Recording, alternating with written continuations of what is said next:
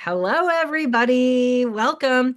Um, I am going to first let Lindsay, it's always mirrored, so I'm going the opposite way. Lindsay from the Victory Center talk a little bit about this series and other things, and then we'll get into our presentation. Gut health is whole body health. Take it away, Lindsay. Thank you, Lily. Well, happy Friday, everyone. Thanks for joining today's class on gut health. And of course, thank you to Lily for leading this class. As a reminder, this class meets the fourth Friday of each month from 9 to 10 a.m. So next month is on Friday, June 26th, and the topic is going to be natural pain management. So save the date for that. If you have not already signed up for that, please give us a call, 419-531-7600, and I can absolutely get you signed up for that class. But otherwise, I think that's all I had. So take it away, Lily. Thank you. All right, so we are going to go ahead and share my screen. There it is.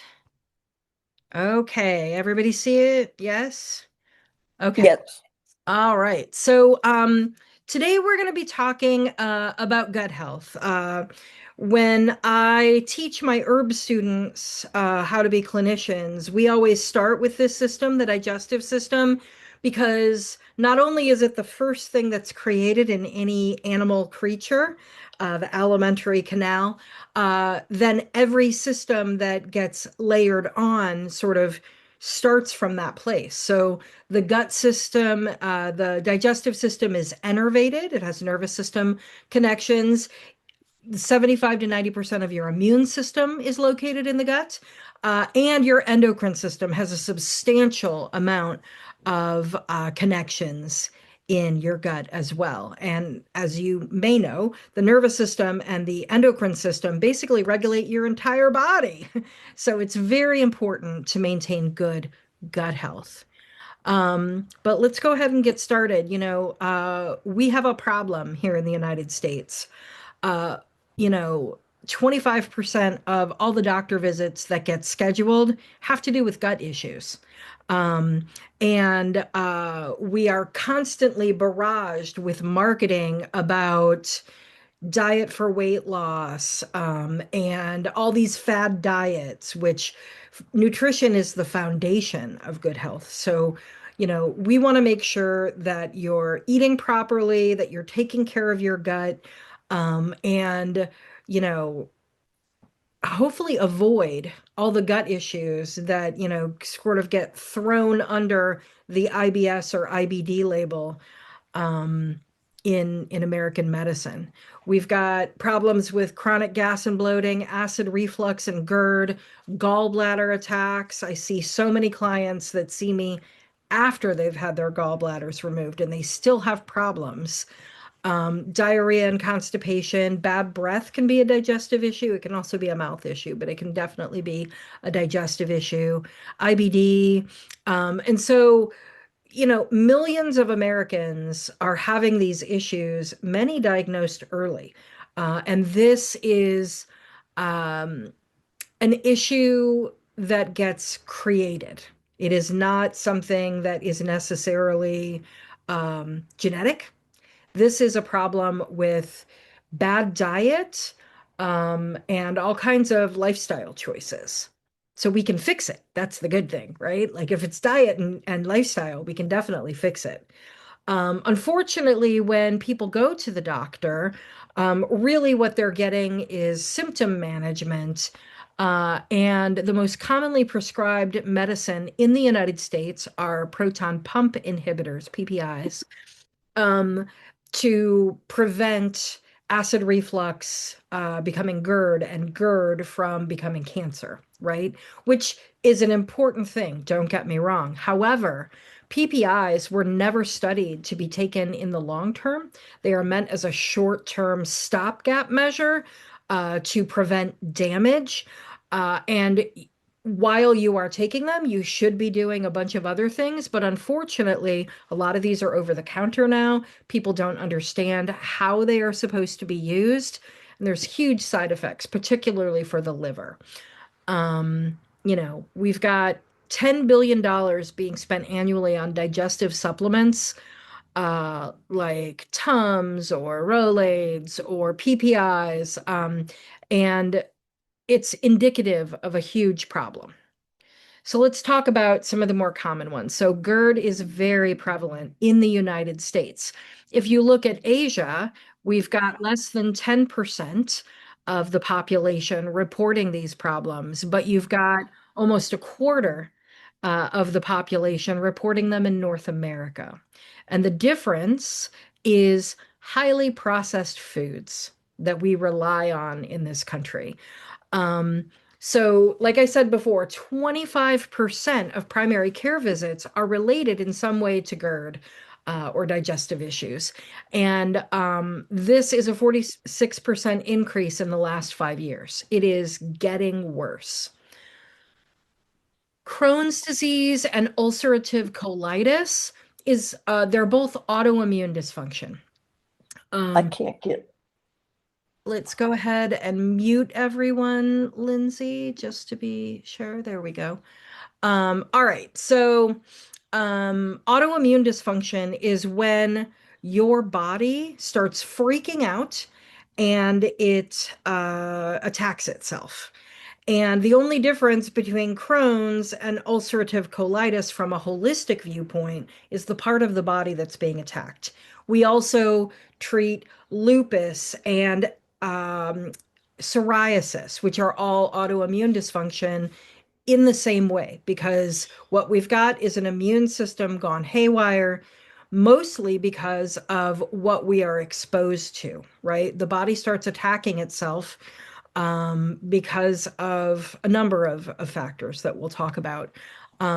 But symptom management is important, and you can see here, you'll get a copy of this deck once this session is over. But you can see on the left, I went ahead and did a link to Tummy Tamer tea. That's great for symptom management, right? It helps calm the stomach, nausea, gas, bloating, any sort of inflammation in the gut. But we have to go beyond symptom management. Symptom management is helpful, but we need to get at the root cause, which is what holistic practitioners do. Let's go to gallstones and bladder attacks. So, more than 25 million people in the United States, and this is an older statistic. I don't have a more modern one yet, but it's still alarming. They either have gallstones or gallbladder disease. They're having attacks.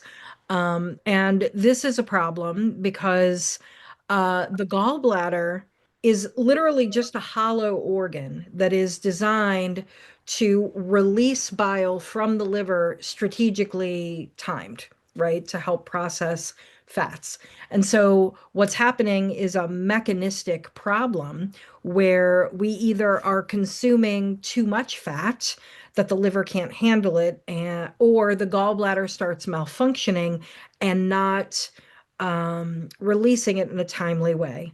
And stones can be very painful indeed.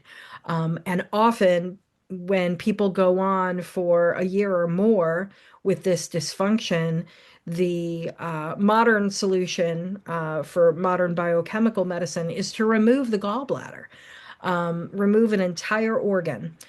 You can live without a gallbladder, to be sure, but it's not optimal, and it does cause a cascade of problems after.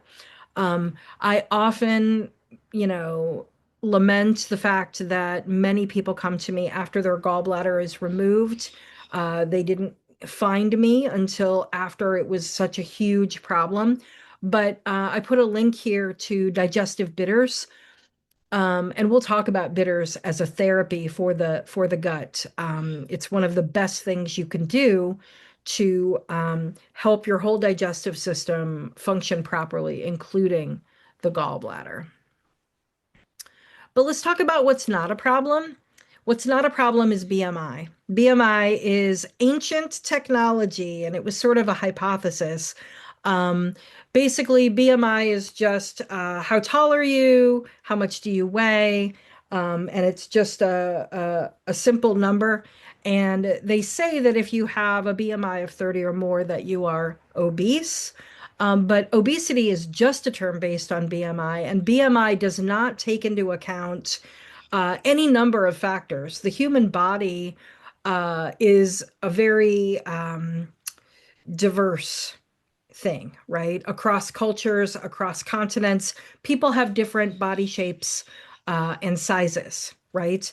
And some people are shaped differently than, let's say someone in Sweden versus someone in Samoa, right? They have different body types, and BMI does not take any of that into account. And so it also doesn't take into account any actual measure of health. When you're looking at how the body is functioning rather than how it appears, then you're going to get a much more clear indicator of health. So that's blood pressure, blood cholesterol, and blood sugar. The blood circulates around the body, and if there are issues in the blood, you're going to probably have issues. Um, in other areas, right? So those are the three measures of health that we can actually take into account to determine if there are issues that we need to address. Not obesity, not BMI. Um, Really, when you have um, weight on the body that people stereotypically call fat, the real health issue is the social stigma, right? And I went ahead and put a link to Health at Every Size, which is a movement that talks about how to be healthy. No matter your shape or size. And it is a book by Dr. Lindo Bacon.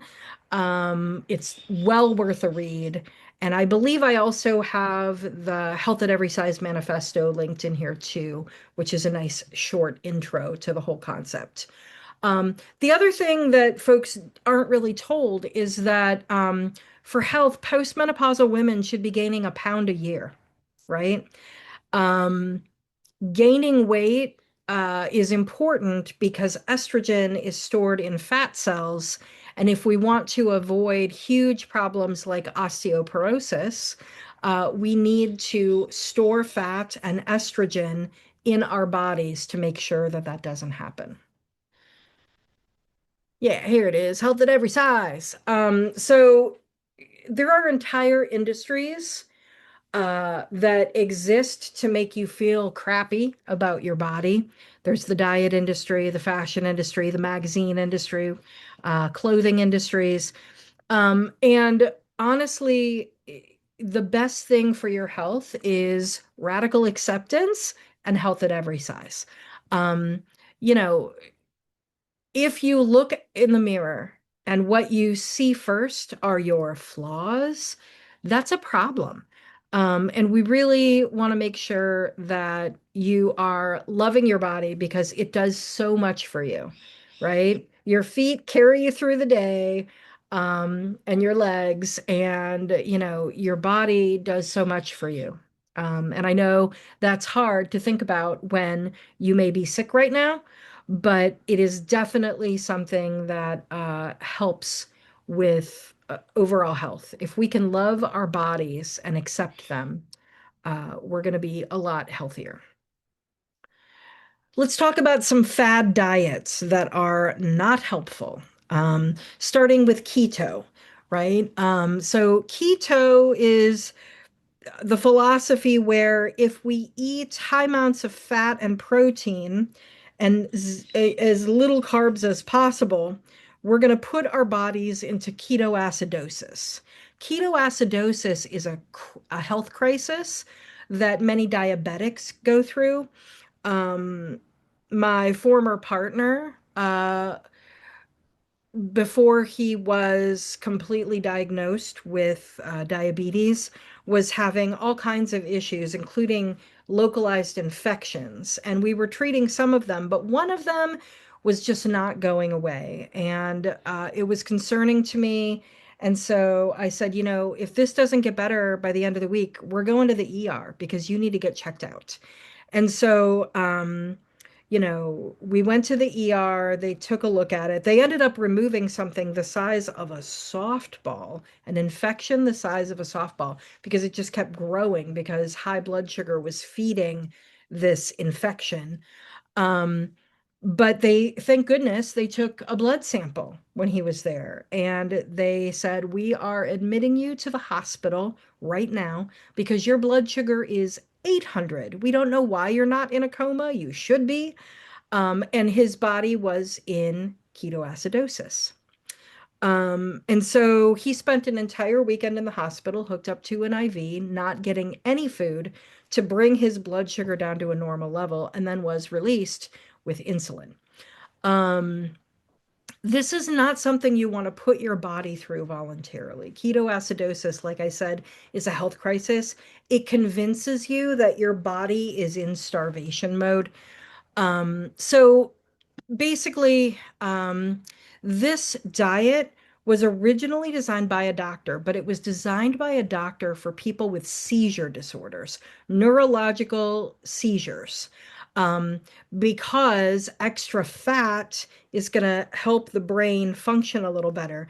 And keto was never meant to be on long term. You go on it for a while and then you go off it, you go back on it for a while to manage seizures that were such a health problem that we would be willing to change our diet in such a radical way. It is not meant for weight loss, even though now it's all over the internet talking about it for weight loss.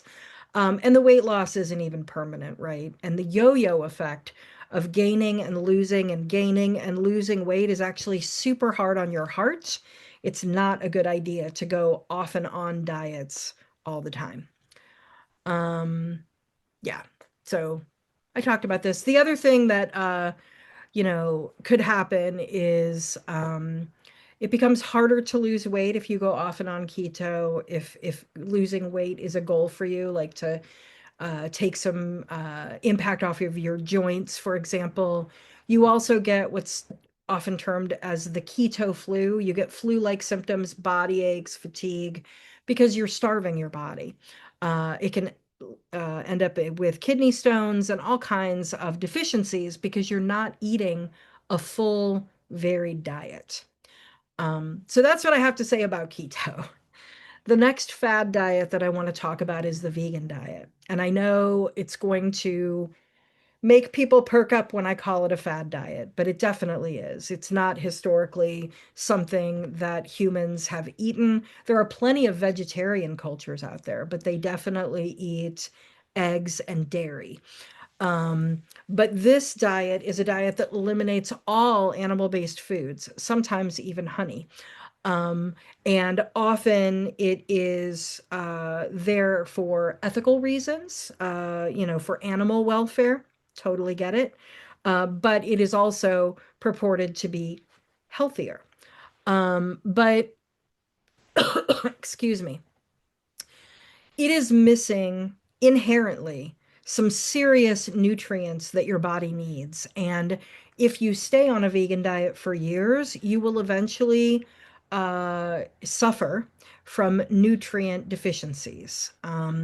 Vitamin B12 is missing from this diet. Vitamin D is missing from this diet. Essential fatty acids, many of them. Heme iron, which a lot of women need, especially during their reproductive years. Calcium, everybody needs. Zinc, everybody needs. And B12 and heme iron are only available through animal products. There are vegetarian options for the others, but B12 and heme iron especially need to be consumed through animal products. PLOS One is an open source science journal, and it says that vegans have a higher instance of cancer and allergies and mental health disorders. It's also a vegan diet in particular is not sustainable. It relies on fossil fuels, bringing you food from all over the world, like quinoa and jackfruit.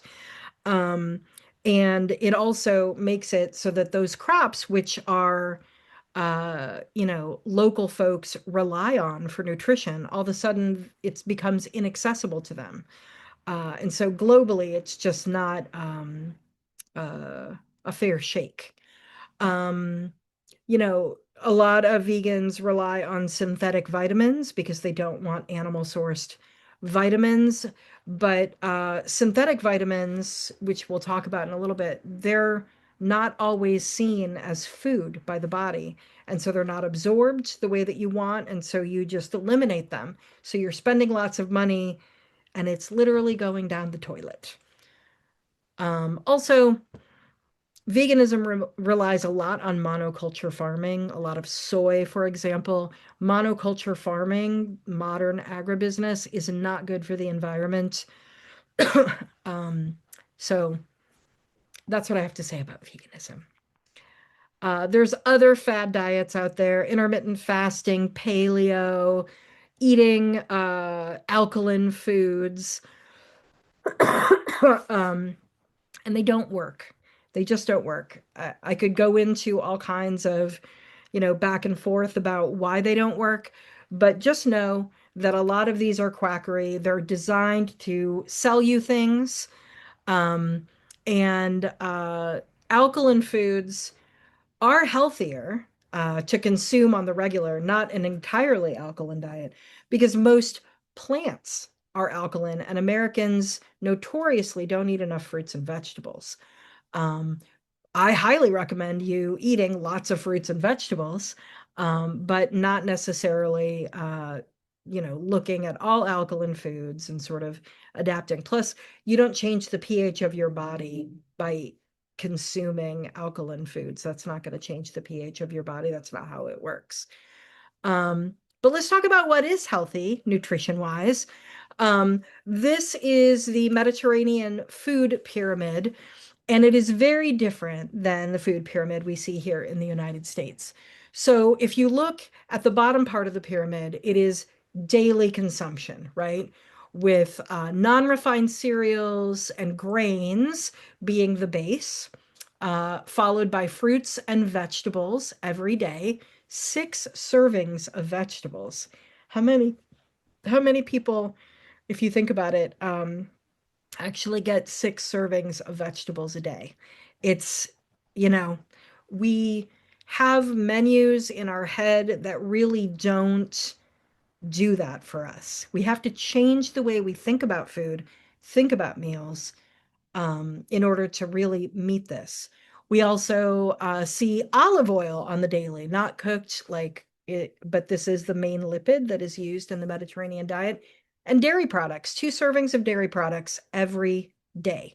Then we get into the weekly part of the pyramid. And so we've got fish, poultry, pulses, like legumes, nuts, potatoes, eggs, and sweets, right?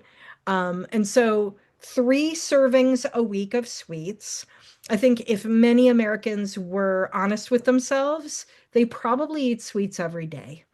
Um, I know most of the people I know do. But really, we consume far too many sweets and not enough fruits and vegetables and whole grains. And then if you look at the top of the food pyramid, 4 servings of red meat a month, right? This is also where Americans highly differ. And red meat is beef, it's lamb. Um, People debate whether pork is in this category or not. Um, but yeah, it's in this category. It is because we've got poultry down in the weekly, but red meat up at the top. And that includes red meat from like organ meat from those types of animals. The other thing is that you see it says daily physical activity, right?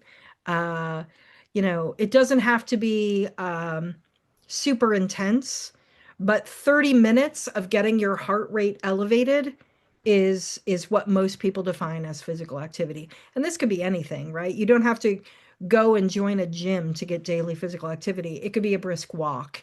It could be gardening.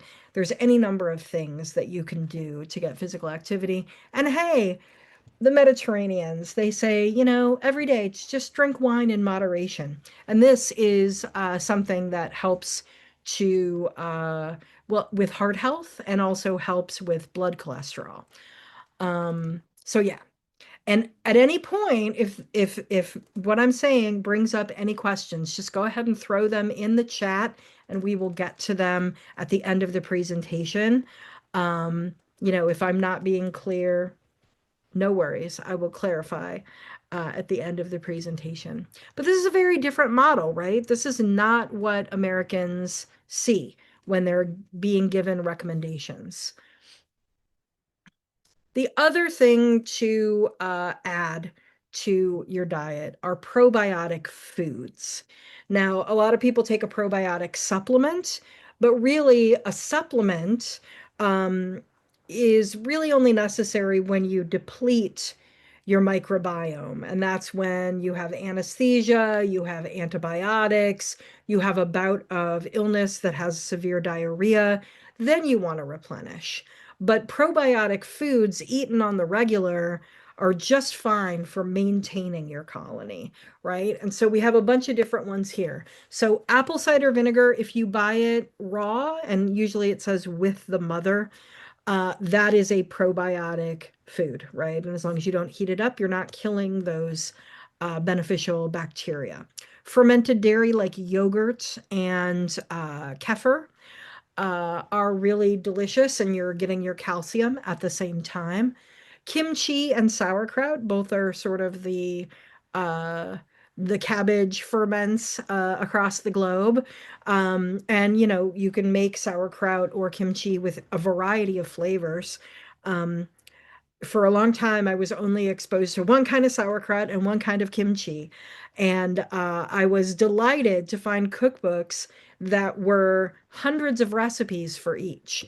They're regionally different. And if you like cabbage, it is a really great way to preserve your cabbage harvest and get fermented foods at the same time.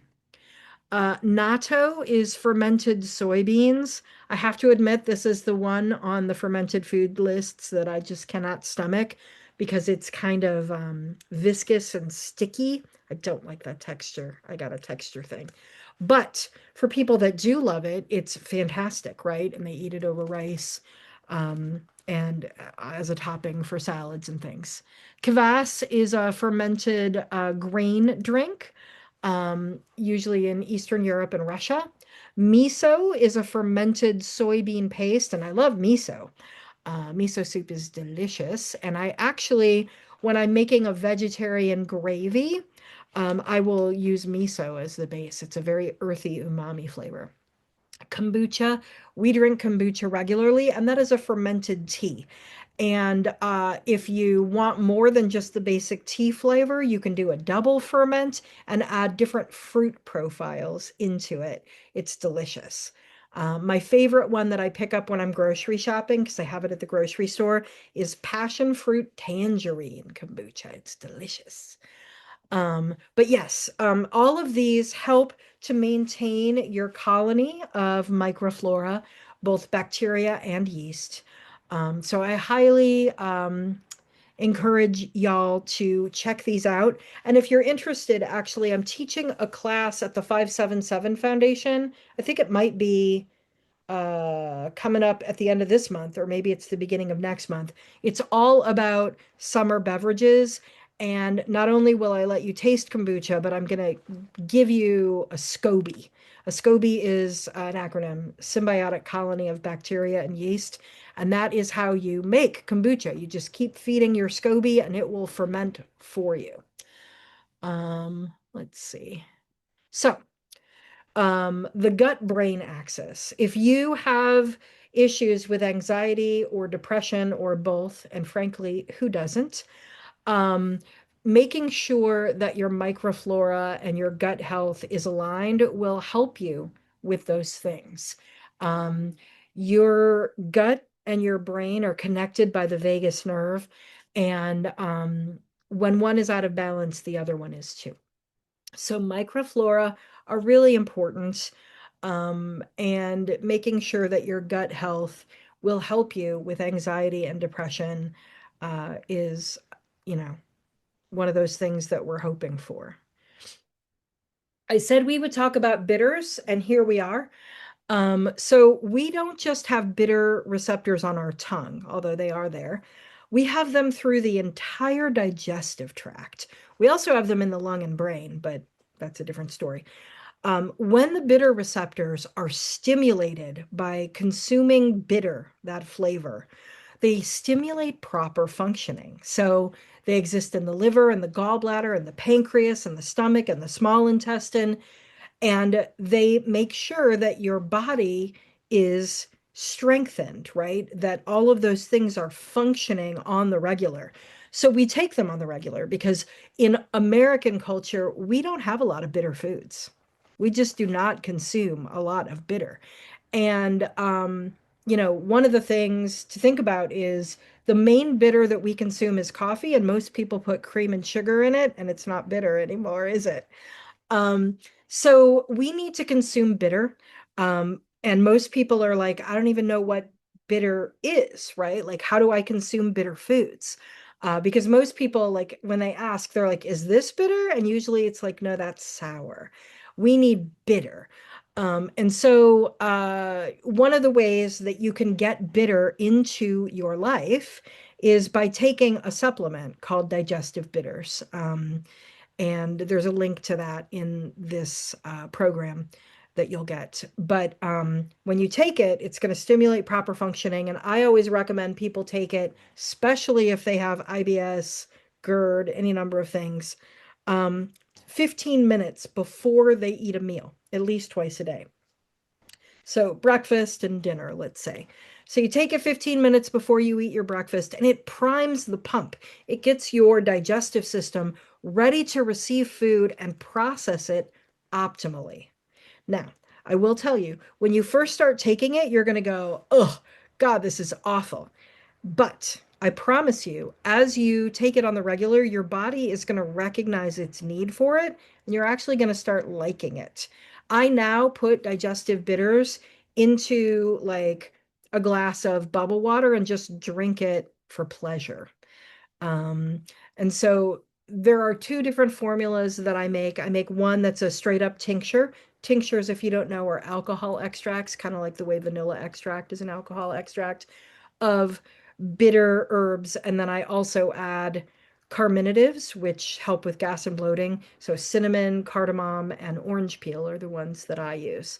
I also put the same herbs in an apple cider vinegar formula because apple cider vinegar will also extract bitter constituents.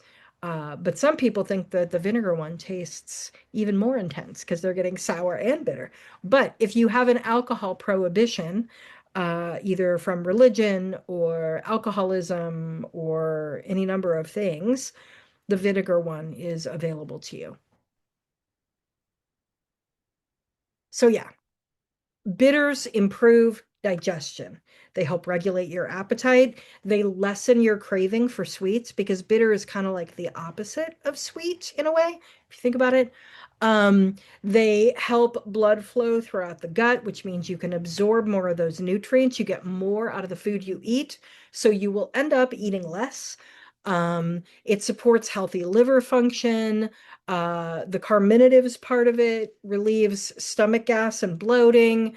It also will relieve heartburn. It's just really great to take bitters on the regular if you are not regularly eating bitter foods like bitter melon, bitter greens, um, or drinking. Like in Europe, they drink bitter drinks in the afternoon for digestion. They call them digestifs, right? So Campari and soda, things like that.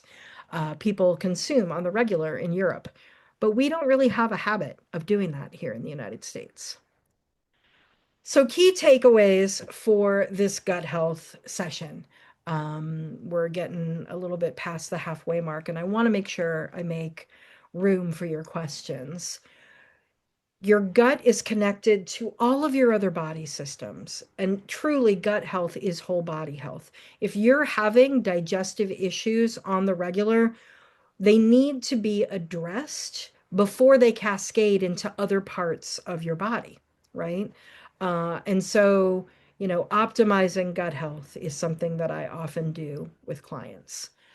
You should know what dysfunction looks like in the gut. So, acid reflux, or chronic reflux, which is called GERD, lots of fatigue and brain fog, um, having weird cravings that often indicate nutritional deficiencies, having a really weak immune system. And obviously, folks in this audience may have a weakened immune system for other reasons, but by strengthening the gut, you strengthen your immune response. So, the healthy immune response. So learning to identify dysfunction and addressing it is important. And the things that you need for optimum digestive health are a good diet, beneficial bacteria and yeast, and bitters, right? Those three things will help a number of issues that may be going on with your gut. My final recommendations for y'all is a whole food diet. You can base it on the Mediterranean diet. The Japanese diet is also quite good, and the Japanese government has released their dietary recommendations. It's a pyramid, but they inverted it for some reason. It's like a cone. They make it look like a spinning top. It's very cute. So a whole food diet, probiotics when you're imbalanced, otherwise fermented foods on the regular, a bitter tonic if you're not eating bitter foods, regular sleep and exercise to maintain a healthy metabolism. If you're having problems with sleep, it may imbalance your digestive system and vice versa. If you're not getting enough exercise, it can definitely impact your digestion and caring for your emotional health. All of these things are going to help with gut health. There are resources here for you that I mentioned in the presentation. Lindo Bacon is that doctor that created the book Health at Every Size, and there is a website for them. The Cleveland Clinic has some great recommendations on the Mediterranean diet. You can download recipes from them in that area of the Cleveland Clinic's website.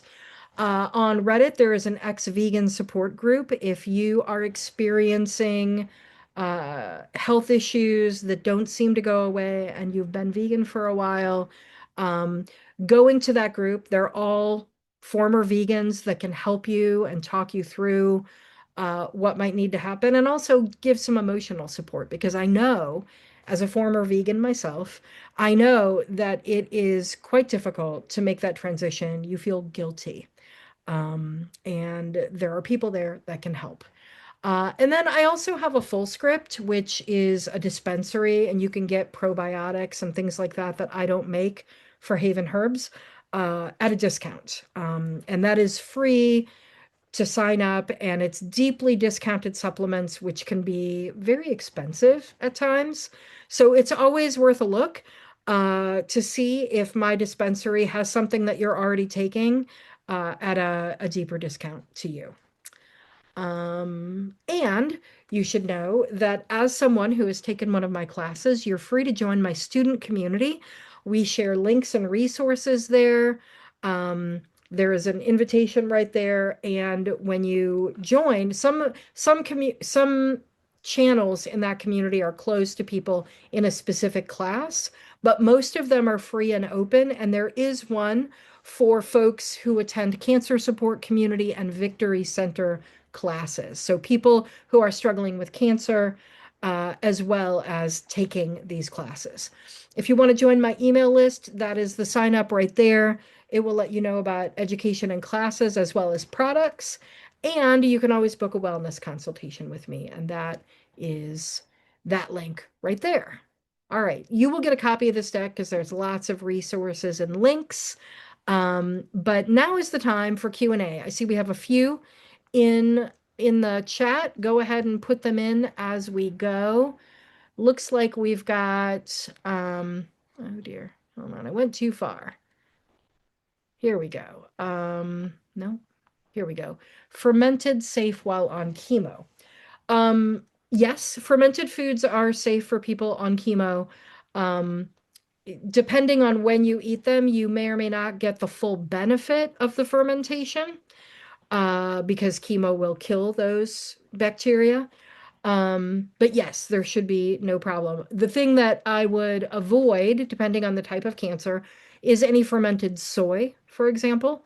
If you have an estrogen positive cancer, just avoid soy altogether. So no natto or tempeh, but other things would be great.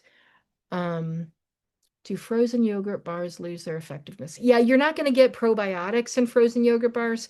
They're more nutritious to you than ice cream bars, for sure. Um, but you want yogurt that still has the beneficial bacteria alive because you want to, it sounds a little macabre when you think about it. You want to eat them while they are alive. Yes, we want to eat yogurt that is not frozen and not cooked, right? Like a lot of Mediterranean recipes ask you to cook with yogurt, and or Indian recipes too, and you lose the benefit, but you're also probably eating raw yogurt at different times too. Um, is coffee a good bitter to consume? Yes, without all the sugar and cream. Yes, absolutely. The other thing that you can do, which I do, actually, it's in my mug right here, is here. I'm gonna do. There we go. Spotlighting. It's a thing. Um, I drink what's called mushroom coffee, right? And it has coffee in it, but it also has all these medicinal mushrooms in it that are what herbalists call adaptogens. Adaptogens help you cope with stress and change, and they have a beneficial effect on multiple systems of the body, restoring healthy homeostasis. That's what an adaptogen does. And depending on which brand you have, there's different mushrooms that are in here. I know mine has lion's mane, which is really good for the brain and central nervous system. It's got chaga and reishi. Reishi is an immunomodulator, helps your immune system make better choices. And so I really like drinking mushroom coffee, but coffee as well. And if you're drinking it straight up as a bitter,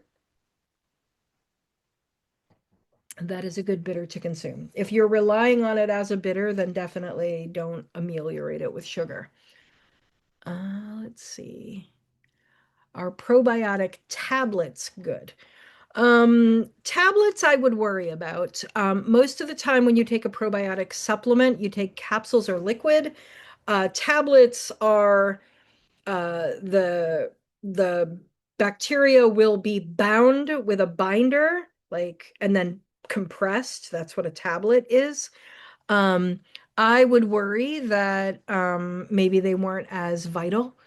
And so I would take either capsules or I would take a liquid if you need to take a probiotic. Do I have a favorite brand of yogurt? Um, Kinda. Um, I like Nancy's yogurt. And that's harder to find here in Ohio. It's a West Coast brand, but I get a bulk food order every month. And so I get a large quantity. I get the big 64-ounce tub of it, and I get a couple of them so that it lasts. But it has really great probiotics, and they're a fermented dairy company, so they have probiotic sour cream, probiotic cream cheese, like all of the dairy that you could think of. So I like Nancy's. But honestly, when I run out of Nancy's, I'll just buy the Aldi brand and I make sure that it's whole milk and not low fat.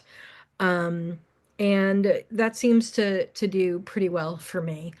Um, yeah, and then I usually add my own kind of flavor to it. So I just get plain, I don't get a flavor. And I'll either add honey or like fruit or any number of things to it to make it tasty. Because, plain yogurt, it's okay. It's not the best taste to me. It can be a little sour too if you let it go for a while, but fruit is nice. And you need how many servings of fruit every day? How many? I think it's 3. So, uh that's always good to do. Let's see. Is intermittent fasting bad? It's not how our digestive systems were designed. Um, I would say don't do it regularly. If you need to do it to do a reset, some people have digestive issues that make it so that you have to stop eating temporarily. And if you have to do that, that's fine. But it's not how our digestive systems were designed. We were designed to graze on lots of food throughout the day. And when we have an abundance, to go ahead and have like a big old feast, right? So, if you think back to our ancestors before agriculture, they were hunter gatherers. Gathering sustained us, right, throughout the days. And when the hunt was successful, there was a feast, and then they would try and preserve as much of that animal that they couldn't eat right away as possible. So that is how our digestive system has evolved. When you do intermittent fasting, you stimulate the starvation response, um, which is really hard on your body, to be honest. It starts going into crisis mode, and it's not super great for you. All right, so let's see. Do food dyes and food coloring have an effect on gut health? Yes, absolutely. Not just gut health, neurological health as well. Some of those dyes, and I can send Lindsay a link to an article that talks about food dyes, if you like. Some of those dyes are carcinogenic, like Red 40. Some of them are byproducts of coal mining. FD&C, when you see the FD&C color number, whatever, that means that it comes from coal mining, right? So who wants to eat that? And I bet you it's not good for you, right? Um, and here's the thing. We know that things are bad for us because people noticed a pattern and then insisted on testing. In this country, we rely on companies to do testing of their own products and then submit it to the FDA. The FDA is underfunded and understaffed and does not verify everything. And often things get pushed through and approved until they're not, until there are problems and there needs to be a recall, right? It's sort of caveat emptor, buyer beware in this country. We don't have a ton of government regulations and protections around our food, around our pharma, and around our cosmetics. And so there are databases where you can take a look and see if there's a problem with the product that you have in your home. I can also link to those. But yes, food dyes are, some of them are carcinogenic, some of them are notorious for messing with brain chemistry. For example, children who have ADHD are told, their parents are told not to give them anything with artificial colors whatsoever because it makes their brain chemistry go haywire. Um, and that's kind of the canary in the coal mine for me, where if it's affecting someone who already has a deficit, it's definitely affecting everyone, just to an extent that we can't immediately see. But long term, yes. Um, Thoughts on candida overgrowth? Candida overgrowth is bad. No. Um, so if you have beneficial bacteria in your system, it will help keep the candida in check. If you believe you have candida overgrowth, there are natural ways to treat that without having to take fungicides, like pharmaceutical fungicides. And I can help people coach through it. And also, sometimes people think they need some sort of detox or parasite cleanse, and they actually don't. And there's different questions that can be asked to figure out which is which. So, if you want to email me, I'm happy to, ask you some questions or we can book a consultation. Just depends on what your symptoms are to know if it's truly candida overgrowth or something else. Fruit washes. I highly recommend washing your produce. I also recommend making sure that you look at the Dirty Dozen and the Clean 15 every year. These are lists that are put out by Environmental Working Group every year. They test all of our commercial crops, and anything that has significant residue, they put on the Dirty Dozen. Anything that is fine to eat commercially and you don't have to bother paying more or looking for organic is put on the Clean 15. And they publish this every year after extensive studies. So I highly recommend that, but I also recommend washing because, you know, even if they weren't using pesticides or chemical fertilizers on your fruit, um, all the hands that touched your apple before it got put in your fruit basket. Who knows, right? Like just wash it. It's cool. Wash your vegetables, wash your fruit. Um, so yeah. Let's see. Trying to do more plant-based, had a lot of gas. Um, yeah, so is that normal? Yep, yep. So what that means is you're having a period of adjustment with your bacterial colony. Um, you have a colony that is used to eating one way, and the bacteria that were useful to you eating one way aren't exactly the same ones that you would need to eat more vegetarian food, especially beans. Holy cow, beans. So as you do it more often, you will find the gas less. You can also take some additional enzymes like Beano to help you process those and have less gas. But that is totally normal. And the thing that releases the gas are your colony, not necessarily you. The colony is consuming those things and releasing gas, and then you release the gas that they released. So yeah, it's totally normal. Um, and you can get help, but it's at a period of adjustment. Yes. I think we reached the end of the questions with 5 minutes to go. All right, Lindsay, do you want to take us out with some announcements about what's happening at the Victory Center?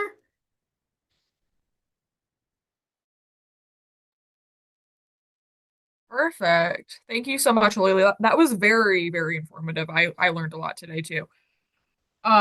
So I will send everyone that was in the class today the slide deck once I receive it, and then also the link for the YouTube video if you would like to rewatch it.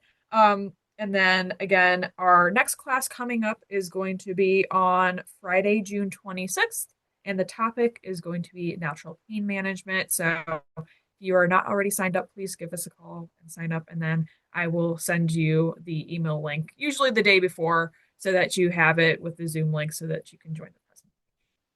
Yeah, that's all I got.